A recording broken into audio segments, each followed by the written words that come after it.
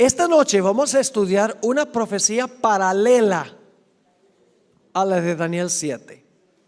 Ahora me pidieron que predicara aquí sobre Daniel, pero no podemos entender plenamente el mensaje de Daniel sin ir también a Apocalipsis. Así que esta noche nuestro objetivo es estudiar Apocalipsis 13, todo el capítulo 13. Ahora, lo primero que queremos notar es que Apocalipsis, el capítulo 13, versículo 1 al 10, es paralelo a Daniel 7. O sea, Apocalipsis 13, 1 al 10, paralelo a lo que estudiamos en el tema de anoche. Los versículos 11 al 18 no están en Daniel. Relata eventos que ocurren después de los versículos 1 al 10. Es decir, Apocalipsis amplía lo que tenemos en Daniel el capítulo 7. Ahora, en Apocalipsis 13 se habla de una bestia, la bestia. La bestia es lo mismo que el cuerno pequeño. ¿Ok? Ahora, ¿cómo sabemos que la bestia de Apocalipsis 13 representa lo mismo que el cuerno pequeño de Daniel 7? Hay tres razones. Razón número 1, la bestia aparece en el mismo eslabón de la cadena profética. En Daniel 7 tenemos león, oso, leopardo, dragón, 10 cuernos, cuerno pequeño. En Apocalipsis 13 tenemos también el versículo 1 y el versículo 2, tenemos mención de un león, oso, leopardo, dragón de 10 cuernos, pero en vez de cuerno pequeño, bestia. Es decir, la secuencia de Daniel 7 y Apocalipsis 13, 1 al 10 es la misma secuencia de reinos. León, oso, leopardo, dragón, 10 cuernos, cuerno pequeño en Daniel 7, mientras que en Apocalipsis tenemos león, oso, leopardo, dragón, 10 cuernos, bestia. ¿Está claro ese punto? Ahora no podemos leer todos los versículos, pero quiero que tengan claro el concepto. En segundo lugar, la bestia de Apocalipsis 13 desempeña las mismas acciones que el cuerno pequeño. Dice que la bestia habla, tiene una boca que habla blasfemias. Dice allí también que la bestia persigue a los santos del Altísimo. Y dice que gobierna por 42 meses. Es decir, la segunda razón por la cual sabemos que la bestia es lo mismo que el cuerno pequeño es porque la bestia y el cuerno pequeño desempeñan las mismas acciones. La tercera razón ya la mencioné, y es que ambos gobiernan el mismo periodo de tiempo. En Daniel 7 se expresa como tiempo es la mitad de un tiempo, que son 3 años y medio multiplicados por 360 días cada año. ¿Da cuánto? 1260. 42 meses multiplicado por 30 días cada mes da 1260 días, que son años. Así que 3 razones por las cuales sabemos que Apocalipsis 13 es paralelo a Daniel 7. 1, la misma secuencia de reinos, la misma cadena. La bestia está en el mismo lugar de la cadena a donde está el cuerno pequeño en Daniel 7. Segundo lugar, la bestia desempeña las mismas acciones que el cuerno pequeño. Y tercero, la bestia gobierna el mismo periodo de tiempo que el cuerno pequeño. Sabemos entonces que Apocalipsis 13 está ampliando lo que tenemos en Daniel 7. Vamos a leer Apocalipsis 13, 1 y 2 para que ustedes puedan ver esto. Apocalipsis 13, 1 y 2. Dice aquí: me paré sobre la arena del mar y vi subir del mar una bestia que tenía 7 cabezas y 10 cuernos, y en sus cuernos 10 diademas, y sobre sus cabezas un nombre blasfemo. Y ahora escuchen bien: la bestia que vi era semejante a un leopardo, y sus pies como de oso, y su boca como de... ¿Tiene alguna relación con Daniel 7? Sí. Y luego dice: y el dragón, y si leen Apocalipsis 12 van a ver que el dragón tiene 10 cuernos. El dragón con 10 cuernos Le dio su poder y su trono y grande autoridad, ¿a quién? A la bestia. ¿Está claro? Ahora, yo no sé si ustedes notan algo interesante aquí, y es que el orden de las naciones está invertido. Mientras que en Daniel es león, oso, leopardo, dragón, con 10 cuernos, y luego el cuerno pequeño. En Apocalipsis capítulo 13 encontramos las bestias que se mencionan al revés. ¿Por qué razón?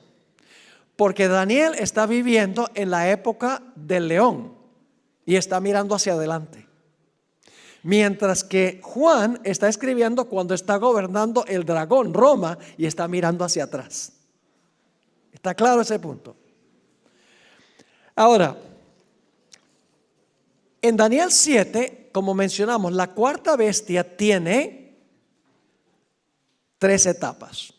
La primera etapa es el dragón o la bestia terrible gobernando solo. Luego, después de un tiempo, le salen 10 cuernos, que son las naciones que vinieron de las invasiones bárbaras. Y luego entonces tenemos un cuerno pequeño que se levanta después entre los 10. 3 etapas. Y el cuerno pequeño gobierna hasta el año, ¿cuándo? 1798. Es decir, Daniel 7 nos lleva hasta 1798. No nos lleva más allá. Bueno, el juicio se menciona, pero no tenemos tiempo esta semana de hablar de la escena de juicio en Daniel 7. Pero en términos de reinos, la profecía de Daniel 7 termina en el año 1798 con el dominio del cuerno pequeño. Pero Daniel 7 no cuenta toda la historia.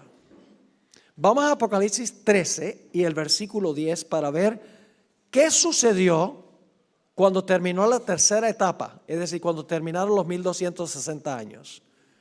Dice, hablando de la bestia, lo que hacía la bestia: si alguno lleva en cautividad, va en cautividad.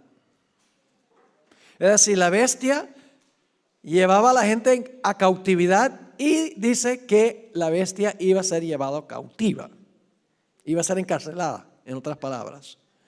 Y luego dice, si alguno mata a espada, ¿con qué mataba a la bestia?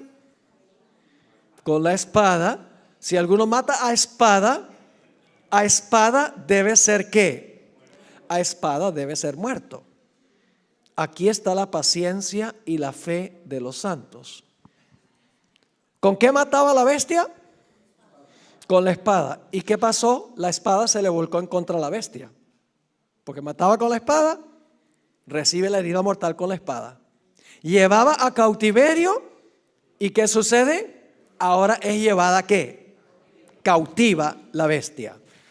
Ahora, ¿qué arma le dio la herida mortal a la bestia? El arma que le dio la herida mortal a la bestia fue la espada. Lo leímos, ¿verdad? La espada le dio la herida mortal a la bestia. Ahora, ¿qué representa la espada? Porque en Apocalipsis estamos tratando con símbolos, ¿verdad? No es una espada literal. La espada representa algo simbólicamente. ¿Qué representa la espada? Que le dio la herida mortal al papado. Generalmente cuando yo hago esa pregunta, la respuesta es que representa la Biblia. Ahora, es cierto que la espada puede representar la Biblia. Vamos a leer un versículo, Efesios 6:17. Efesios 6:17. Nos dice que la espada es un símbolo de la Biblia. Dice, y tomad el yelmo de la salvación y la espada del Espíritu, que es ¿qué? La espada del Espíritu, que es la palabra de Dios. Es decir, la Biblia se compara con una espada. Ahora yo pregunto, ¿en la Biblia los símbolos siempre significan lo mismo? No. En la Biblia los símbolos son flexibles. Hay que tomar en cuenta el contexto para determinar qué significa el símbolo. No siempre significa lo mismo. Por ejemplo, si yo les preguntara qué representa un león en la Biblia, ¿siempre representa un león lo mismo? ¿El león representa a Satanás? Anda cual león rugiente. ¿El león representa a Cristo? El león de la tribu de Judá. ¿El león representa a Babilonia? Sí. ¿El león representa a Judá, el hijo de Jacob? Sí. Así que cuando encuentran león, no siempre significa lo mismo. Si yo les preguntara qué representa levadura, ¿qué dirían? Siempre dicen pecado, pero no solo representa pecado. Porque en una parábola que dio Jesús, Él dice, se coloca la levadura en la masa y la masa crece. Lo que quiso enseñar es que cuando el Espíritu Santo está en la iglesia crece. Así que la levadura puede representar en un contexto el pecado y en otro contexto puede representar la obra del Espíritu Santo. ¿Está claro? Así que nada más porque en Efesios dice que la espada es la Biblia, no significa que en Apocalipsis la espada es la Biblia. No puede ser en Apocalipsis 13 la espada un símbolo de la Biblia. Y ustedes dicen, ¿por qué no? Porque dice que la bestia usaba la espada para matar. Yo pregunto, ¿el papado usó la Biblia para matar? ¿Ah, sí? El papado no usó la Biblia para matar a nadie. Antes, ¿qué hizo? Prohibió la lectura de la Biblia. ¿Qué usó el papado para perseguir a los que no estaban de acuerdo con la iglesia? ¿Cuál espada? La del poder civil. La espada también representa la habilidad que tiene el poder civil para castigar violaciones del Código Civil. Vamos a leer lo que dice la Biblia. Romanos 13, 1 al 10. Dice en Romanos 13, 1 al 4, sométase toda persona a las autoridades superiores. ¿Quiénes son las autoridades superiores? El gobierno, muy bien.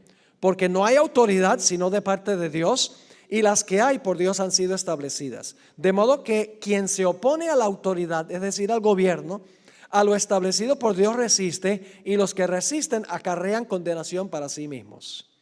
Porque los magistrados, fíjese con los gobernantes, los magistrados no están para infundir temor al que hace el bien, sino ¿a quién? Al malo. ¿Quieres pues no temer la autoridad? Es decir, ¿quieres no tenerle miedo al gobierno? Haz lo bueno y tendrás alabanza de ella. Es decir, si tú obedeces las leyes del gobierno, el gobierno te va a tratar bien. Y luego dice el versículo 4, porque es servidor de Dios para tu bien. Pero si haces lo malo, teme, porque no en vano lleva ¿qué? La espada, pues es servidor de Dios, vengador para castigar el que hace lo malo. ¿El gobierno tiene una espada? ¿Tiene el gobierno una espada? Sí. ¿La iglesia tiene una espada? ¿Cómo usa la iglesia la espada? La iglesia usa la espada predicando. Yo estoy usando la espada ahora. Por la predicación. La palabra penetra. Hebreos 4 dice, la palabra penetra hasta lo profundo del ser. La iglesia tiene su espada y la espada del Espíritu compunge a los seres humanos y los convierte. Esa es la espada de la iglesia. Pero el poder civil también tiene una espada que se usa contra los que violan el Código Civil. Es decir, la espada, en lo que respecta al poder civil, significa la capacidad que tiene el poder civil de castigar violaciones del Código Civil. Yo pregunto, ¿el gobierno puede usar la espada contra los ladrones? ¿Puede usar la espada contra los asesinos? Claro que sí. ¿Puede usar la espada contra los que dañan la reputación de alguien? Sí, señor. Es decir, que la espada que tiene el poder civil es para castigar violaciones del Código Civil. Pero yo pregunto, ¿Cuál espada usaba la bestia para perseguir a los fieles de Dios? ¿La Biblia? ¿El papado persiguió con la Biblia? No. ¿Qué usaba? La iglesia se apropió de la espada del poder civil, no solo para castigar violaciones del Código Civil, sino para castigar a los que no estaban de acuerdo con las doctrinas y prácticas de la iglesia. Es decir, la iglesia se apropió de la espada del poder civil para esparcir su poder y su autoridad. Ahora, al final de los 1260 años, Francia se levantó en contra del papado y le quitó la espada. Es decir, Francia dijo: no vas a usar más el poder civil para lograr tus objetivos. Esa es la herida mortal que recibió el papado. El hecho de que la espada del poder civil se volcó en contra del papado. Donde antes la iglesia había usado la espada del poder civil, ahora la espada, comenzando con Francia, se levantó y le suministró la herida mortal al papado. ¿Están entendiendo lo que estoy diciendo? Ahora, mucha gente entiende mal este asunto. Dicen: bueno, la Iglesia Católica recibió la herida mortal en 1798. Eso no es correcto. La Iglesia Católica no recibió la herida mortal. El papado recibió la herida mortal. Muy diferente la Iglesia Católica del papado. La Iglesia Católica es una iglesia. El papado es una unión de iglesia y Estado. Cuando ustedes oyen la palabra papado, significa una iglesia que se une con el poder civil. ¿Está claro ese punto? Ahora, en 1798, cuando el papado recibió la herida mortal, ¿se cerraron todas las iglesias católicas? Ya la gente no podía bautizar a sus bebés. Ya la gente no podía ir a comulgar. Ya la gente no iba al confesionario. No, la iglesia siguió funcionando como ¿qué? Como iglesia. La herida mortal no es algo que le pasó a la iglesia.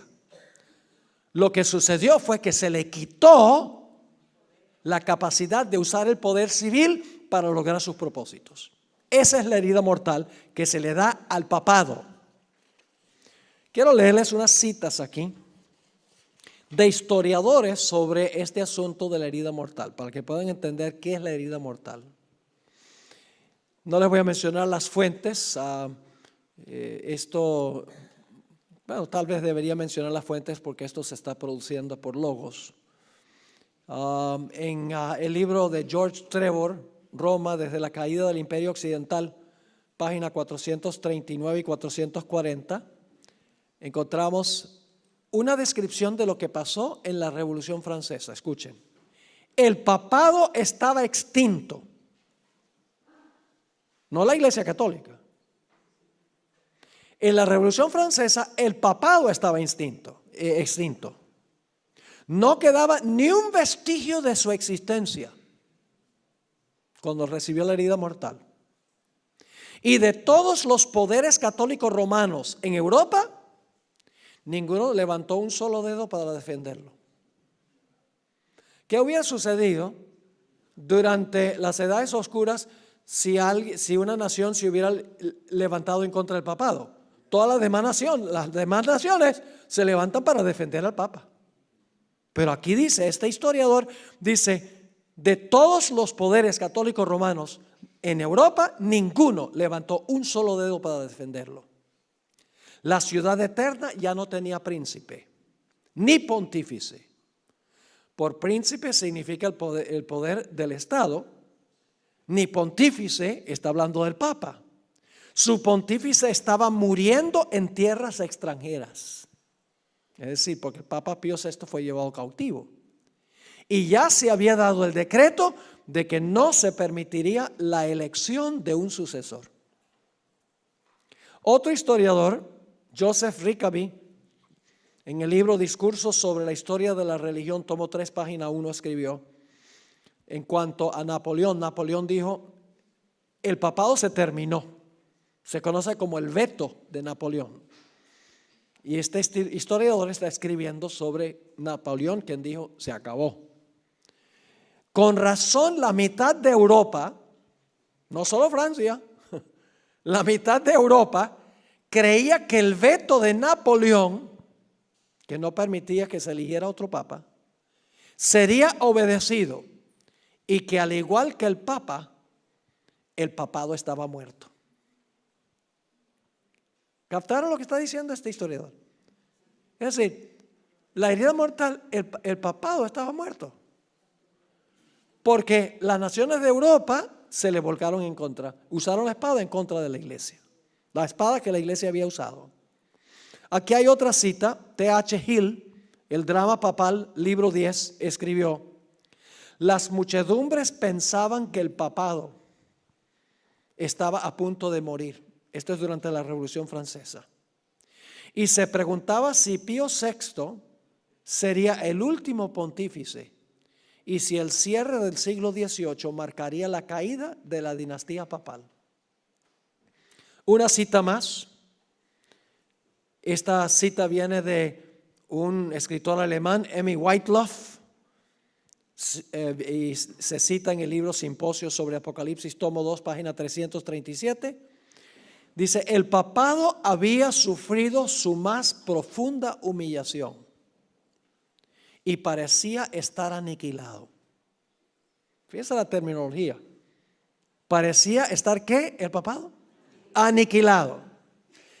La Revolución Francesa le suministró una herida que, según parecía, no quería sanarse sino hasta fines del siglo XX. Así que la Revolución Francesa le suministró al papado su herida mortal. ¿Está claro lo que significa la herida mortal? Ahora, también dice que la bestia llevaba en cautiverio y la bestia iba a ir en cautiverio. No solamente iba a recibir una herida mortal con la espada, sino que también iba a ir en cautiverio. ¿Qué significa eso? Que el papado iba a ir en cautiverio. No tengo tiempo de esbozar esto en su plenitud. Tendríamos que ir a 2 de Tesalonicenses, el capítulo 2, donde se habla de un poder que detenía la manifestación del papado. Y cuando es quitado del medio el que detiene, entonces ahora el papado puede ejercer todo su poder.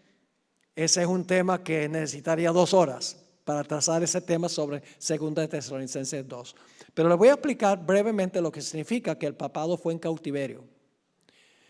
No se refiere meramente a que Pío VI fue llevado cautivo y murió en Francia. Porque en realidad la herida mortal no se le dio a un papa, la herida mortal se le dio al sistema, al papado, que había gobernado 1260 años. Es decir, la herida mortal se le dio al sistema. Y el sistema fue llevado cautivo. Ahora, ¿qué significa que el sistema fue llevado cautivo en la Revolución Francesa, culminando en 1798? Les explico y luego les voy a dar un ejemplo de Apocalipsis. ¿A dónde radicaba el poder del papado? ¿Por qué el papado tenía libertad para perseguir durante los 1260 años? Porque los poderes civiles se prestaban para que el papado hiciera lo que quería. Es decir, mientras el papado puede usar los poderes civiles, está libre. Cuando los poderes civiles le retiran su apoyo, ya no puede funcionar, está cautivo. Les doy un ejemplo del mismo libro de Apocalipsis. Apocalipsis, el capítulo 20. ¿Dónde radica el poder de Satanás? ¿Por qué tiene poder Satanás? Porque Satanás puede usar a las gentes del mundo para lograr sus propósitos. Si Satanás no tuviera gente, ¿tendría algún poder? No. Por ejemplo, cuando Cristo nace, Satanás se paró al lado de María con sus cachos y su rabo y su tridente. No, el diablo no es así, ¿no? Y ahí trató de matar a Jesús. ¿El diablo lo hizo personalmente? No. ¿Qué hizo? usó el poder civil de Roma para tratar de matar a Jesús, a Herodes. Es decir, Satanás tiene poder ahora porque tiene gente que puede usar primordialmente a los poderes civiles del mundo. Pero ¿qué sucedería si él pierde todo el apoyo de los poderes civiles del mundo? No tendría ningún poder. Ahora llegamos a Apocalipsis 20. ¿Qué va a pasar con Satanás durante los 1000 años? En Apocalipsis 20 dice que va a ser llevado cautivo. Va a quedar en la cárcel. No literalmente. Se le va a encadenar. ¿Sí o no? Durante los 1000 años. ¿Por qué? Porque ha perdido a los poderes civiles que usa para lograr sus propósitos. ¿Están conmigo o no están conmigo? Es decir, el cautiverio del papado significa que como ya no tiene poderes civiles que puede usar, está encadenado. Pero cuando se quita el que detiene, cuando se quitan la restricción de los poderes civiles y puede usar los poderes civiles, está libre. Yo pregunto, ¿el papado quedó cautivo cuando se le dio la herida mortal? No podía usar ya la espada del poder civil. Y como los poderes civiles no lo apoyaban, estaba encadenado. Ahora quiero leerles unas citas de un cardenal católico. Es un cardenal del siglo XIX.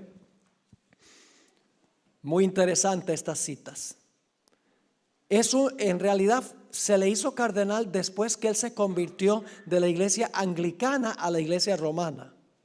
Se llama Enrique Eduardo Manning. Escribió un libro muy interesante que se titula El poder temporal del vicario de Jesucristo. El poder temporal del vicario de Cristo. Y voy a leer un par de citas de ese libro. Recuerden, es un cardenal de la Iglesia Católica el que está diciendo esto. Escribió lo siguiente: cuando los bárbaros invadieron el imperio,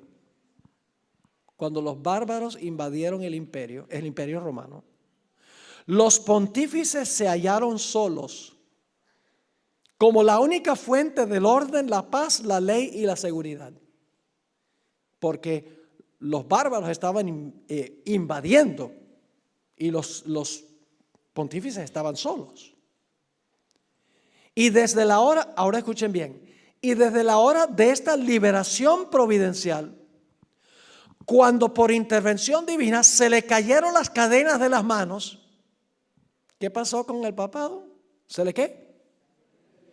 Pues entonces estaba encadenado antes. Pero ahora se le caen las cadenas de las manos. Así que dice, y desde la hora de esta liberación providencial, para librarlo tenía que haber estado cautivo. Cuando por intervención divina se le cayeron las cadenas de las manos al sucesor de Pedro, como una vez habían caído de las suyas, ningún soberano ha reinado en Roma, sino el vicario de Jesucristo. Es decir, cuando se le quitaron las cadenas, quedó libre. Aquí hay otra cita, en la que acabo de leer, está en la página 3 del libro, la página 11 al 13 dice: el papado esperó hasta el momento propicio en que Dios rompiera sus ataduras. ¿Qué esperó el papado? Hasta que se rompieran ¿qué? Sus ataduras, y lo librara de la sujeción a los poderes civiles. No sé si están captando lo que está diciendo. El papado esperó hasta el momento propicio en que Dios rompiera sus ataduras y lo librara de la sujeción a los poderes civiles. Es decir, antes el papado había estado sujeto a los poderes civiles, pero ahora es librado para controlar los poderes civiles. Sigue escribiendo.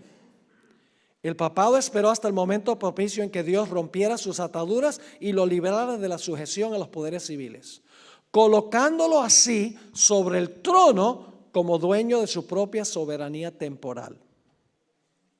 Aquí está otra cita en la página 16. Digo pues que fue Dios mismo el que libró a su vicario terrenal de la sujeción al poder temporal. Dice que Dios lo hizo. Nosotros sabemos que no fue Dios el que lo hizo. Pero dice, digo pues que fue Dios mismo el que libró a su vicario terrenal de la sujeción al poder temporal. Es decir, antes había estado sujeto al poder temporal. Pero dice, Dios lo libró de estar sujeto al poder temporal. Y luego dice algo muy interesante. Digo pues que fue Dios mismo el que libró a su vicario terrenal de la sujeción al poder temporal, y fue por él como los obispos de Roma reinaron como príncipes temporales por 1200 años. ¿Cómo? ¿Por cuánto tiempo dice él que gobernaron cuando se quitó el estorbo? 1200 años. Interesante esa admisión, porque la profecía dice 1260 años. Aquí hay otra cita, mismo libro. Él no sabe que está hablando del cautiverio del papado cuando está sujeto a los poderes civiles, y la liberación del papado cuando puede usar los poderes civiles. Una cita más: la conversión del imperio al cristianismo y su destierro al lejano oriente, es decir, cuando Constantino se fue a Constantinopla, la conversión del imperio al cristianismo y su traslado y destierro al lejano oriente libró al vicario de Jesucristo de la sujeción al poder temporal. Es decir, cuando el emperador Constantino se fue al oriente, allá a Constantinopla, el vicario de Cristo quedó ¿qué? Libre. Porque ahora el Papa iba a ocupar el lugar que había ocupado Constantino. Sigue diciendo, y luego, por la acción de esa misma providencia, se le concedieron las prerrogativas de un verdadero y apropiado soberano para gobernar sobre aquel estado y territorio y también sobre el pueblo que le fue encomendado. Y ahora fíjense, y desde aquella hora que podría decirse fueron 1500 años, o más precisamente 1200. El sumo pontífice ha sido un verdadero y genuino soberano que ejerce las prerrogativas de la nobleza que le concedió Dios sobre el pueblo, y quien es Padre en todas las cosas, tanto espirituales como temporales. Qué citas interesantes, qué admisión interesante. Que el papado, hasta el tiempo de la invasión de las tribus bárbaras, estaba sujeto a los poderes civiles. Pero cuando los bárbaros invadieron el imperio, estaba todo en desorden, y los mismos bárbaros le dijeron: Papa, trae el orden. Y ahora el Papa puede usar el poder civil, es decir, ahora se le caen las cadenas y ahora puede gobernar sobre los poderes civiles, que sucedió, según él, por 1200 años. Y la profecía dice, ¿cuánto tiempo? 1260 años. Él no sabe que él está comentando sobre Apocalipsis, el capítulo 13. Es decir, el papado entonces, en 1798, ya que los poderes civiles ya no podía usarlos, está amarrado, está encadenado. ¿Cuándo se le van a caer las cadenas? Pues cuando pueda usar nuevamente los poderes civiles. ¿Cuándo se le van a caer las cadenas a Satanás? Después del milenio. ¿Qué va a pasar con todos los que Satanás usaba antes del milenio? Todos van a morir. ¿Cuánto poder va a tener Satanás durante los 1000 años? Nada. ¿Por qué? Porque no tiene gente. ¿Están entendiendo esto? Son cosas que a veces no se tocan. Ahora, Apocalipsis 13 nos dice que 1798 no es el fin. No es el fin. La bestia o el cuerno pequeño, Roma, tendrá una cuarta etapa. Primera etapa, el Imperio Romano. Segunda etapa, el Imperio Romano dividido. Tercera etapa, Roma papal, termina en 1798. Pero el libro de Apocalipsis dice que el papado va a recuperar su poder se le va a sanar la herida. ¿Qué significa el sanamiento de la herida? Vamos a leer el texto y luego vamos a explicarlo. Dice en Apocalipsis 13:3, Apocalipsis 13 y el versículo 3, vi una de sus cabezas como herida de muerte. Esta es la herida mortal. Y luego, ¿qué dice? Pero su herida mortal fue sanada. Y se maravilló toda la tierra en pos de la bestia. Yo pregunto, ¿el cuerno pequeño y la bestia van a tener otra vez dominio? Se le va a sanar la herida. Ahora, ¿qué significa que se le va a sanar la herida? Ya que sabemos qué es la herida y qué es el cautiverio, podemos saber qué significa el sanamiento de la herida. ¿Qué es el sanamiento de la herida? Se le va a devolver ¿qué? La espada. Y va a poder usar otra vez a los poderes civiles. Ve que es sencillo, esto no es complicado. Esto no es trigonometría. Ahora la pregunta surge, ¿cómo se le va a sanar la herida? ¿Quién le va a sanar la herida? Aquí viene algo interesantísimo. Agárrense de los asientos.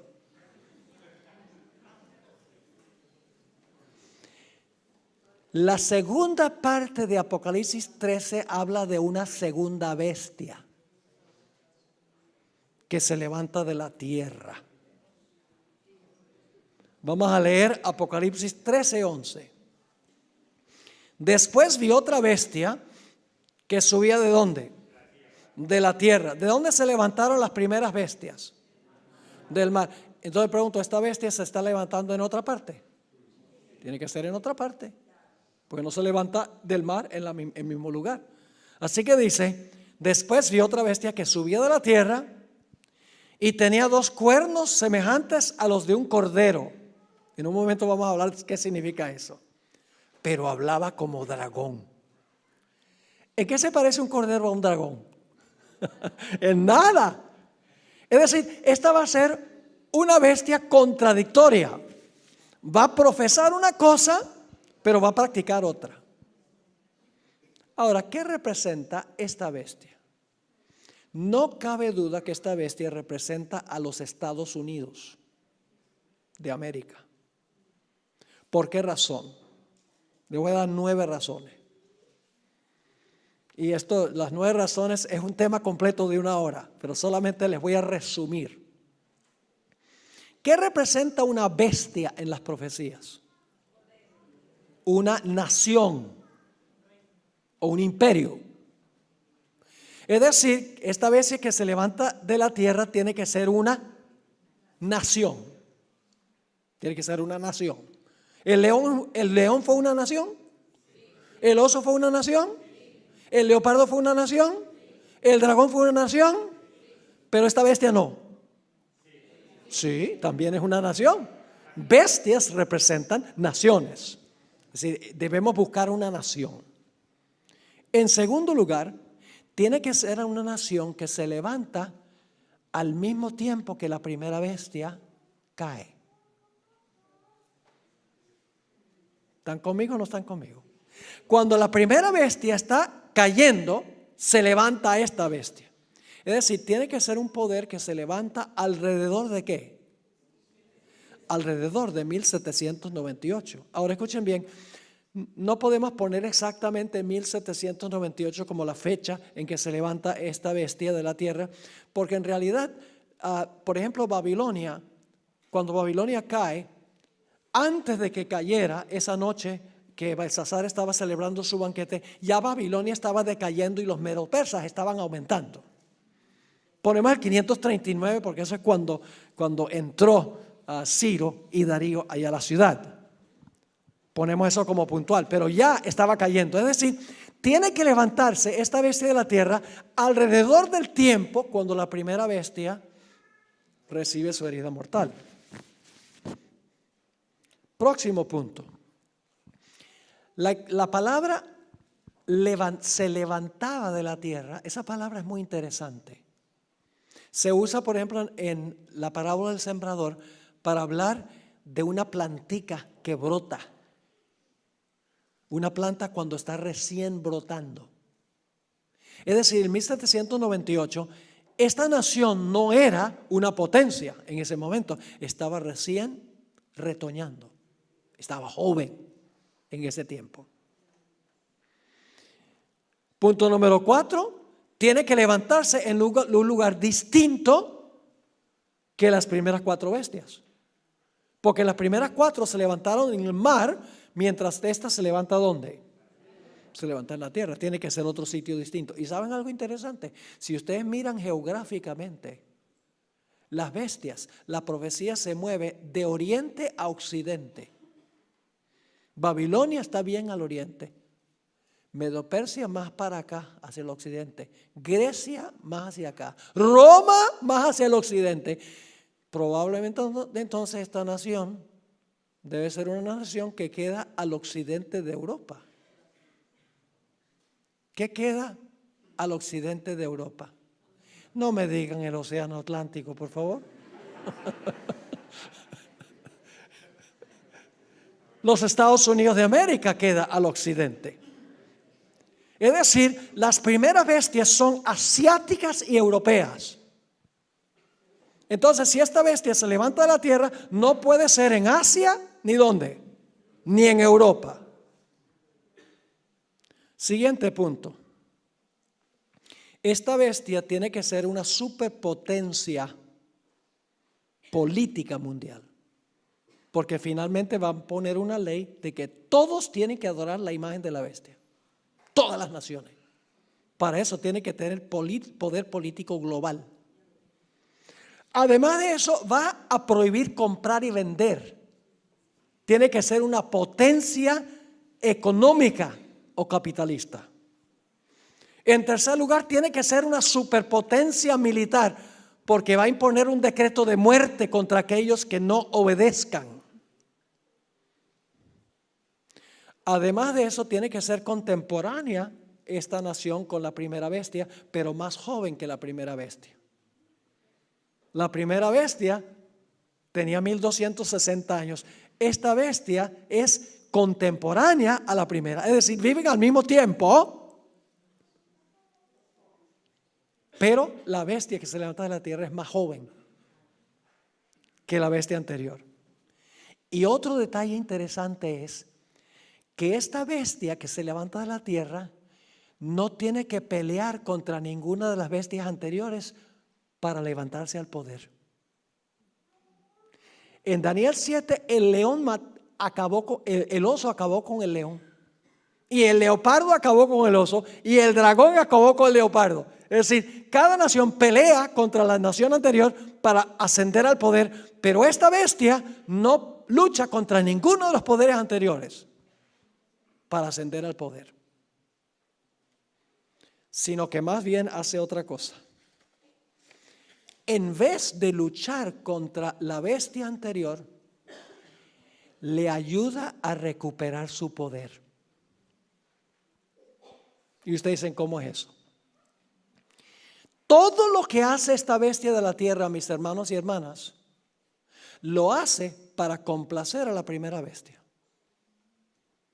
Parece que la razón de la existencia de esta bestia que se levanta de la tierra es ayudarle a la primera bestia a recuperar la espada y su libertad. Y ustedes dicen, ¿cómo es eso?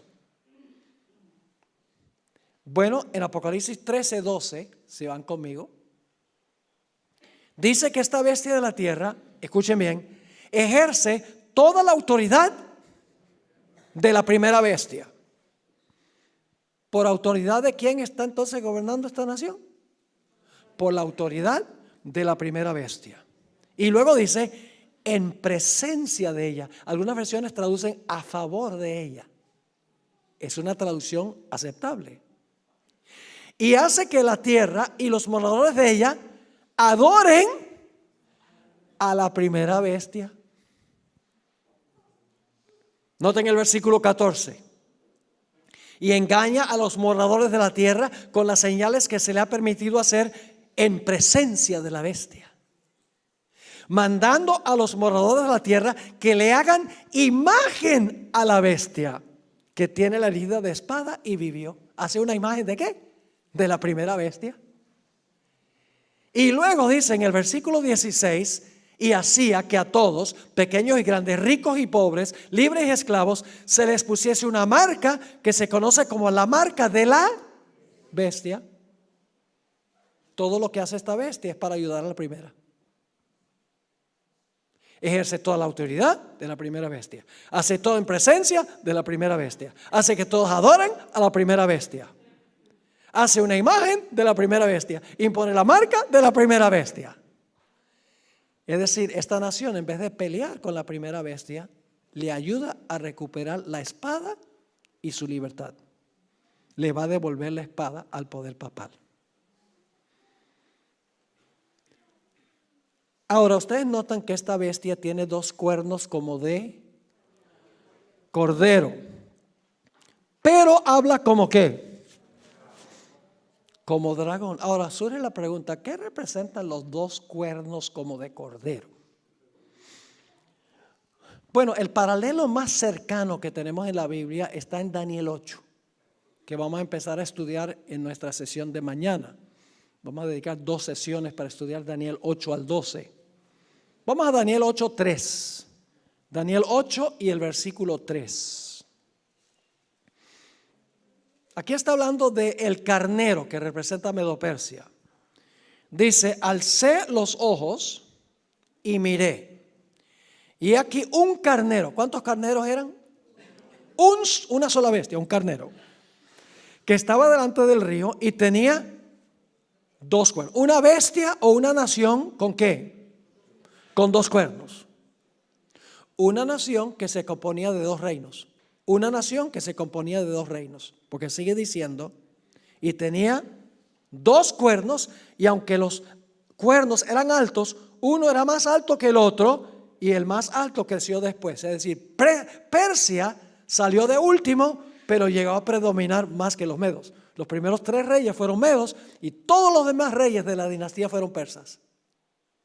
El cuerno más alto se levantó de último. Ahora, ¿qué representa este carnero y los 2 cuernos? El versículo 20 lo explica.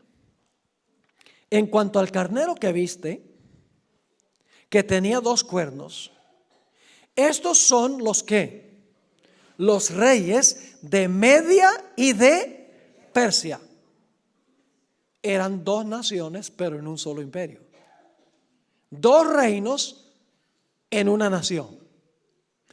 Significa entonces que la bestia que tiene 2 cuernos como de cordero tiene que ser una nación que tiene ¿qué?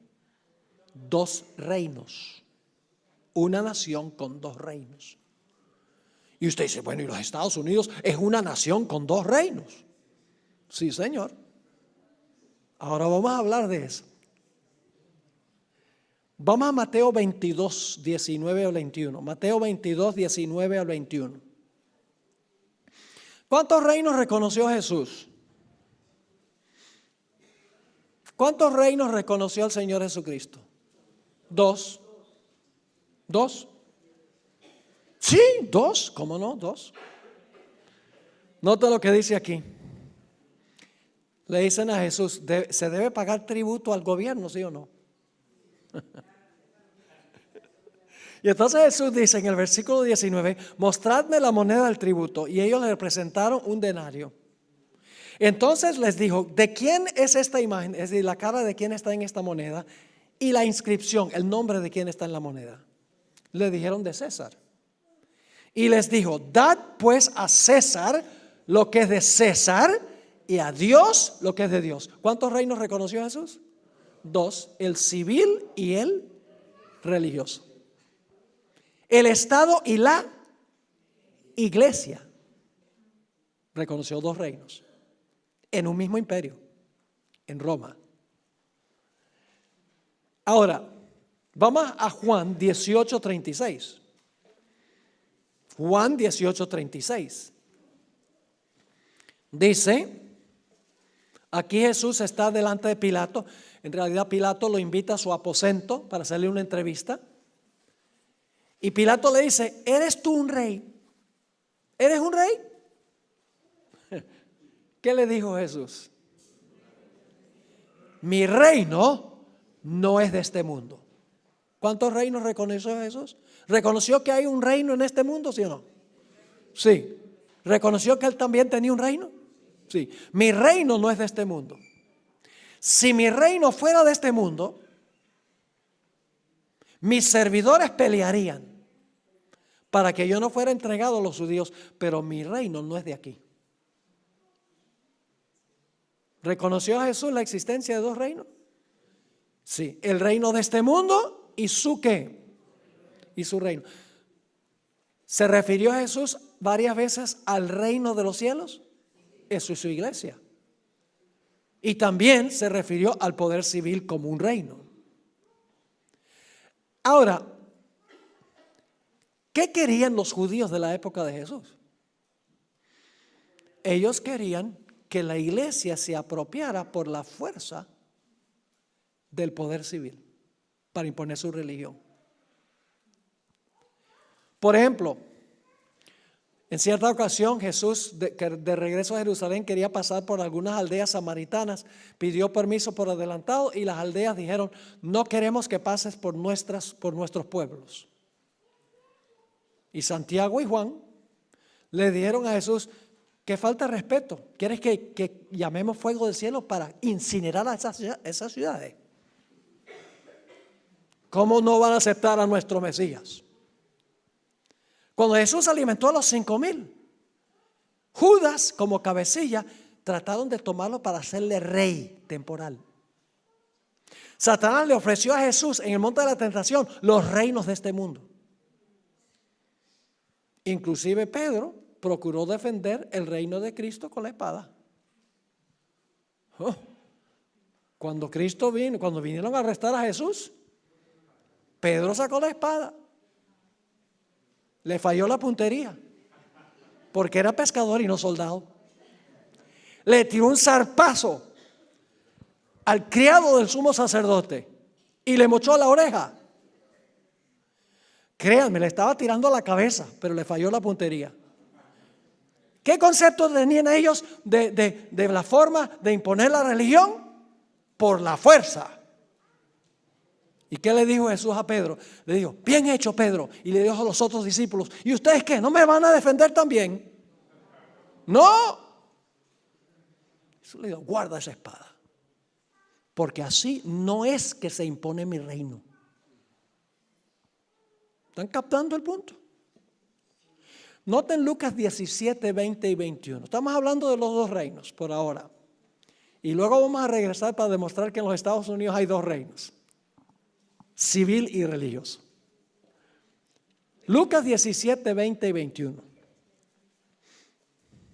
Preguntado por los fariseos, que esperaban un reino temporal, preguntado por los fariseos cuándo había de venir el reino de Dios,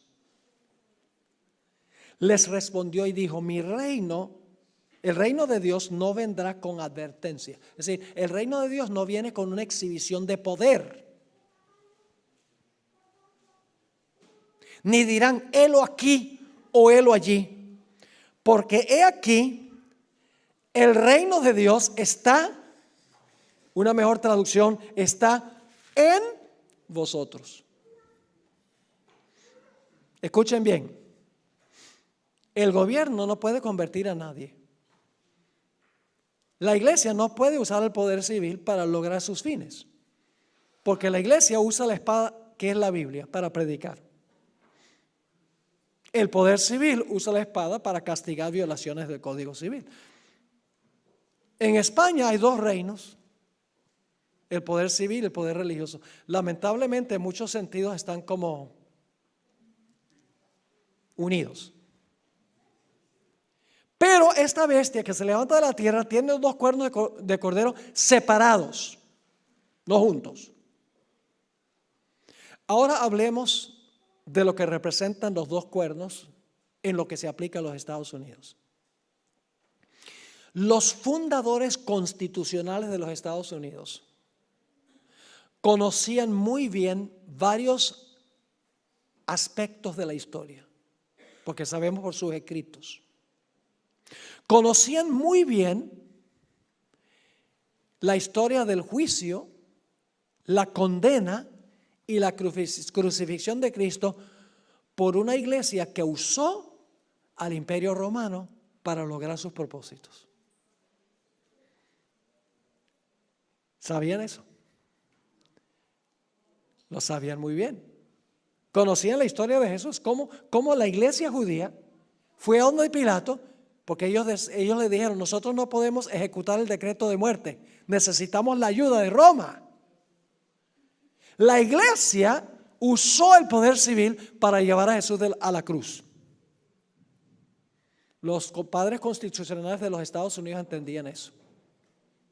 Además de eso, los padres constitucionales, lo sabemos por sus escritos, también conocían lo que había pasado después que Jesús se fue al cielo. Y pueden leer esto en el libro de Hechos de los Apóstoles.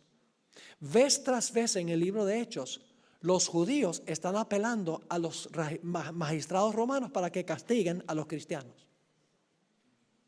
Siguieron haciendo lo que hicieron con Jesús, usando el poder civil de Roma para perseguir a los que estaban predicando el evangelio. Ellos conocían esa historia. También conocían la historia de la época colonial en la historia de los Estados Unidos. Es una época que no se conoce mucho. La época colonial de los Estados Unidos comienza cuando llegaron los peregrinos allá en 1620. Fueron de Holanda, buscando libertad religiosa. Y cuando llegaron allá, le quitaron la libertad religiosa a todos los que no estaban de acuerdo con ellos. Se llevaron las malas costumbres. En la época colonial de los Estados Unidos, desde 1620 hasta la época constitucional, hacia el final de los 1700. En la época colonial, si un individuo no era miembro de la iglesia estatal, no podía ocupar un puesto político.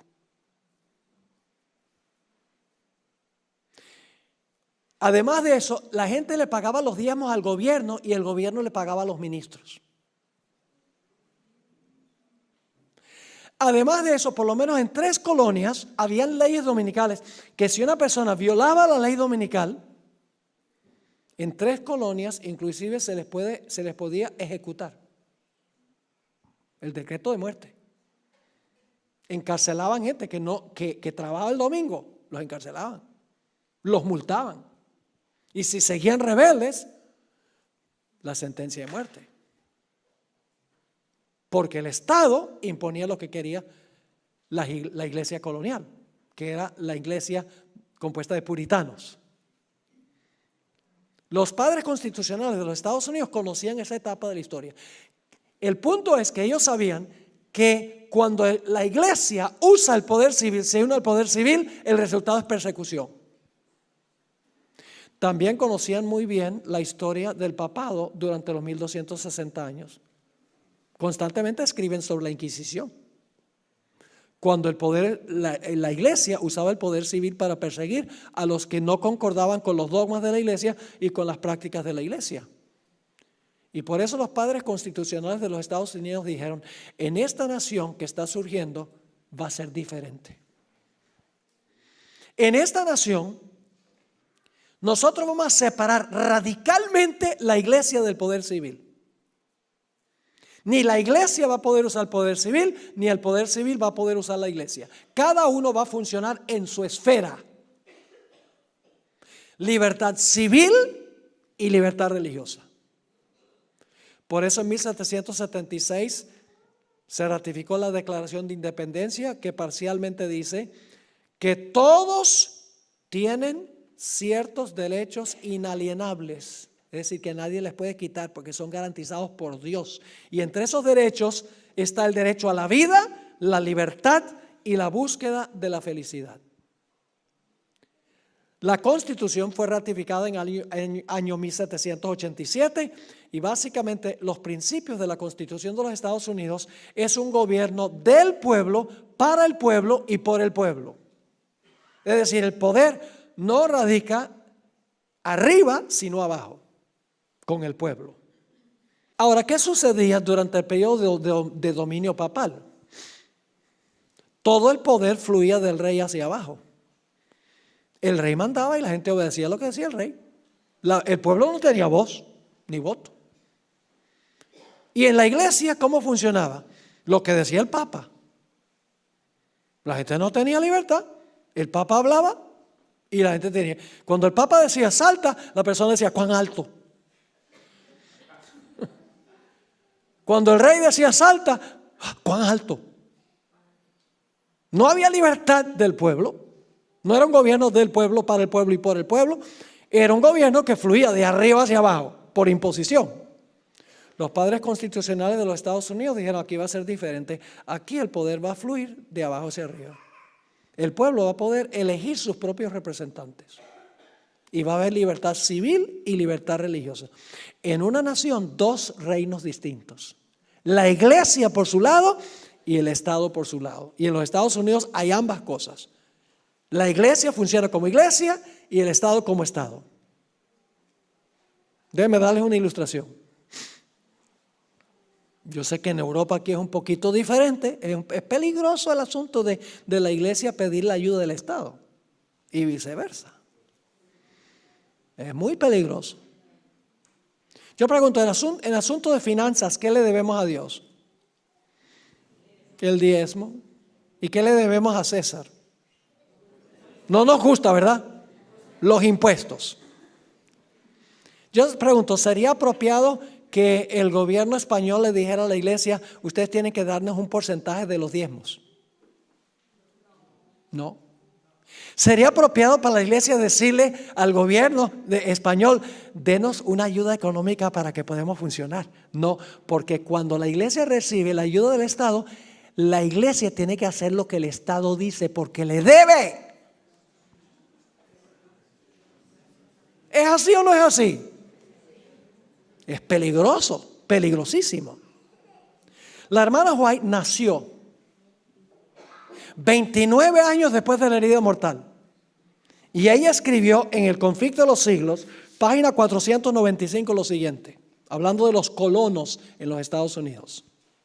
Los fundadores de la nación procuraron con acierto que la iglesia no pudiera hacer uso del poder civil. ¿Qué hicieron los fundadores de la nación? Procuraron con acierto que la iglesia no pudiera hacer uso del poder civil, con los consabidos e inevitables resultados, la intolerancia y la persecución.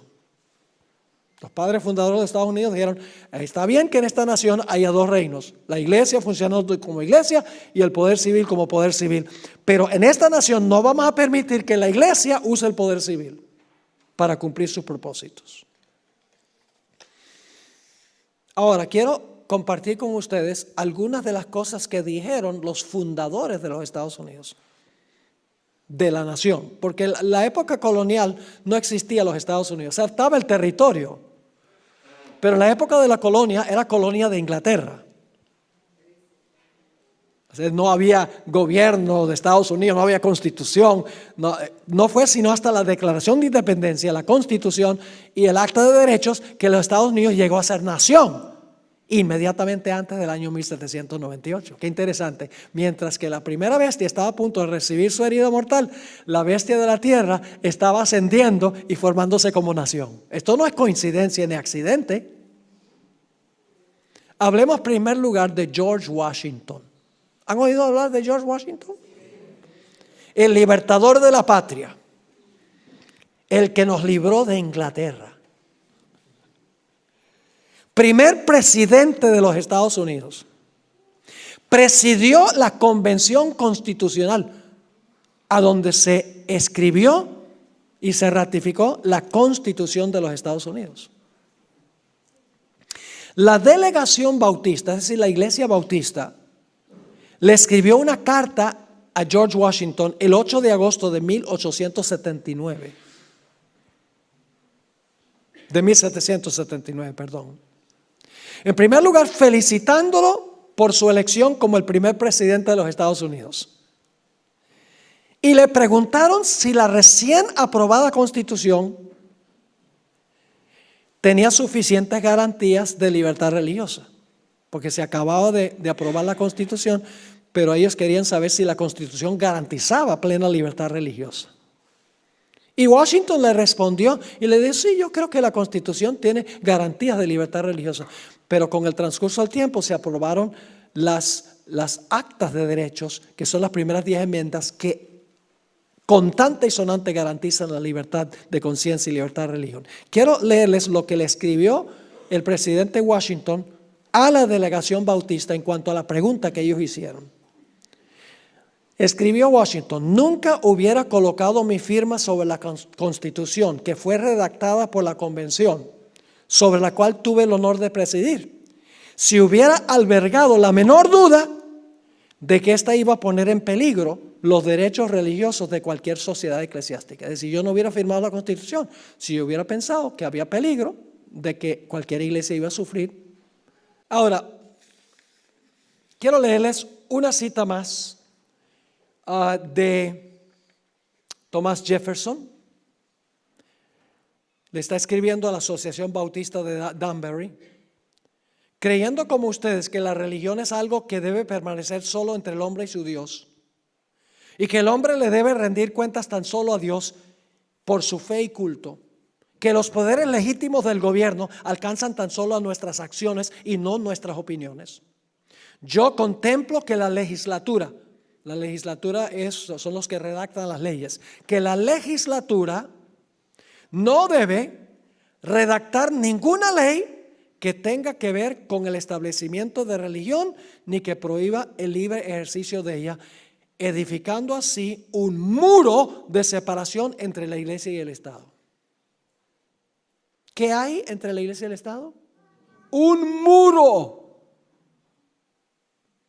El gobierno de los Estados Unidos no puede redactar ninguna ley que establezca alguna observancia religiosa, ni tampoco puede prohibir que la gente practique su religión. Y tenemos una ilustración de esto, una ilustración muy interesante en el libro de Daniel. En Daniel 3, yo pregunto, ¿el rey estableció una observancia religiosa en Daniel 3? Sí, levantó una imagen y dijo, todo el mundo tiene que adorar esta imagen. El rey estaba obligando a practicar cierta observancia religiosa. Pero en Daniel 6 es diferente. En Daniel 6 el rey está prohibiendo que Daniel ore. Está prohibiendo que él practique su religión.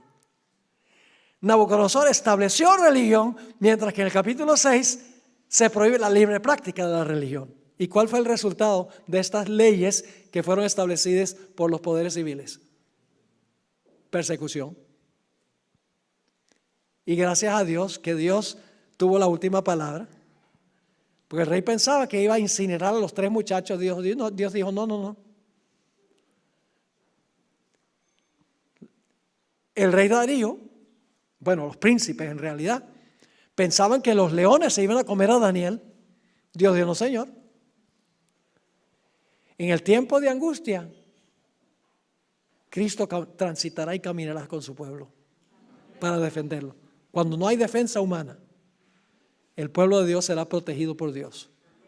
Ahora, quiero preguntarles, ya llegando a la conclusión, quiero preguntarles esto. Si el Congreso de los Estados Unidos redactara una ley de que todos tienen que guardar el domingo, ¿sería inconstitucional? Uno no tiene que ser el sabio Salomón para entender que eso sería inconstitucional, porque es establecer una observancia religiosa que prohíbe la primera enmienda. Yo pregunto, si el Congreso de los Estados Unidos redactara una ley de que nadie podía guardar el sábado, ¿sería inconstitucional? Sí, porque la Constitución garantiza la libre práctica de la religión. La hermana White dice que no solamente el Congreso va a redactar una ley de que hay que guardar el domingo, sino que finalmente redactará una ley que prohíbe guardar el sábado. Claramente sería ¿qué? Inconstitucional. No es que los Estados Unidos, escuchen bien, no es que los Estados Unidos va a eliminar la primera enmienda, sino que va a declarar que leyes inconstitucionales son constitucionales. Por eso dice que esta bestia tiene dos cuernos como de cordero, profesa libertad civil y religiosa, pero al mismo tiempo habla como dragón. Contradice su profesión. Y todo este asunto del cambio climático, ese es tema para otro tiempo. Todo este asunto del cambio climático últimamente tiene como fin establecer el domingo como día de reposo. El Papa lo ha dicho. El medio ambiente necesita un día para reposar. ¿A que no adivinan qué día es ese? El domingo. Los pobres trabajadores, los capitalistas, hacen que trabajen y trabajen. Los pobres necesitan un descanso. ¿A que no adivinan qué día? Domingo. La familia vive ajetreada, andando de aquí para allá, los hijos a la escuela, el trabajo y esto. La familia no tiene tiempo para conectarse unos con otros y con Dios, para ir a misa y eso. Es necesario que la familia tenga un día para descansar. ¿A que no adivina qué día es ese? El domingo. Ahora, no me entiendan mal, es bueno que el medio ambiente tenga un buen día para descansar. Es bueno que los pobres trabajadores tengan un día para descansar. No hay ningún problema en eso. No hay un problema con que la familia tenga un día para descansar. El problema es que el Papa tiene el día que no es. Y finalmente va a querer imponerlo usando la espada del poder civil. Y los Estados Unidos va a ser el primer país que se va a prestar para esto. Ahora termino con esto. La Corte Suprema de los Estados Unidos. El Tribunal Supremo de los Estados Unidos tiene 9 jueces. En los Estados Unidos el gobierno, los Estados Unidos tiene 3 ramas de gobierno. El poder ejecutivo, representado mayormente por Donald Trump. En segundo lugar, el poder legislativo, que son los que redactan las leyes. Y en tercer lugar, el poder judicial, primordialmente la Corte Suprema de los Estados Unidos, que se compone de 9 jueces. ¿Cuál de esas 3 ramas es más poderosa?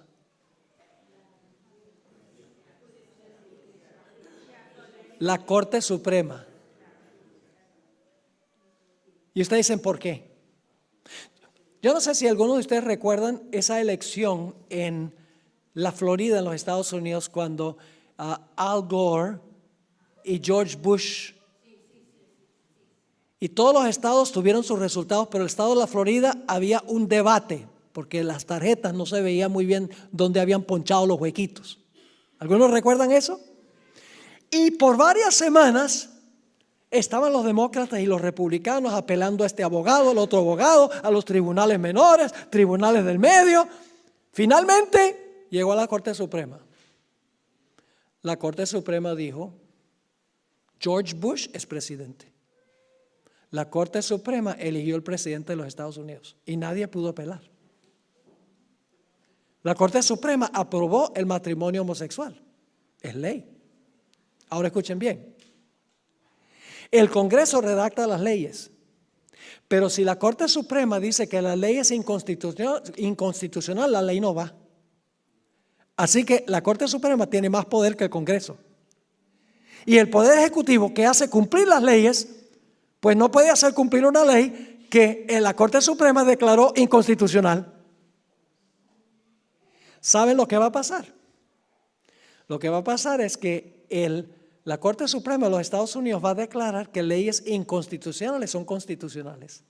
Por eso esta nación, que tiene 2 cuernos como de cordero, que profesa creer en separación de iglesia y Estado, libertad civil y religiosa, al mismo tiempo va a llegar a ser un poder perseguidor, devolviéndole el poder de la espada al papado, librando al papado del cautiverio que ha tenido hasta este tiempo. Y estamos viendo desarrollos ahora que están ocurriendo claramente. Ahora, de los 9 jueces, no hay ni un solo protestante. Y Estados Unidos es un país protestante, ¿verdad? Supuestamente. La vasta mayoría de los ciudadanos son protestantes. No hay ni un solo juez protestante.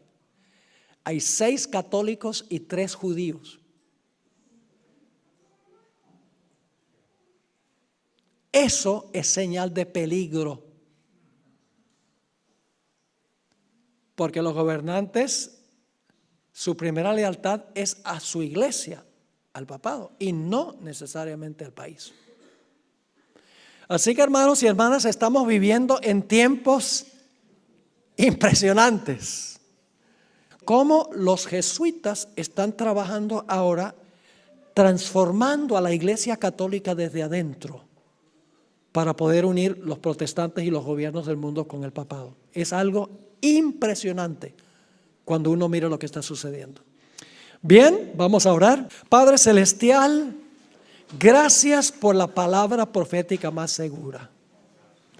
Gracias porque no nos has dejado a oscuras en cuanto a lo que va a ocurrir al final de la historia. Gracias porque tú declaras el fin desde el principio.